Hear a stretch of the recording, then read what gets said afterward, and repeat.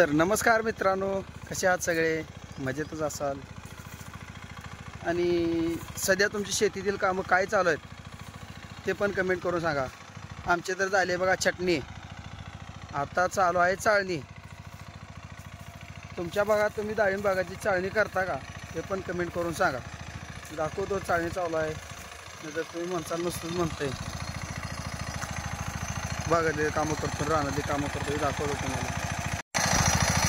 हे बघा, अशा प्रकारे डाळिंब बागाची चाळणी चालू आहे. आणि चाळणी केल्यानंतर नेमॅटोड जातो, नेमॅटोड म्हणून चाळणी करायची असते. ती आपली बाग बघू शकता कशी छटणी झाली. 2 वेळी झाले चाळायच्या.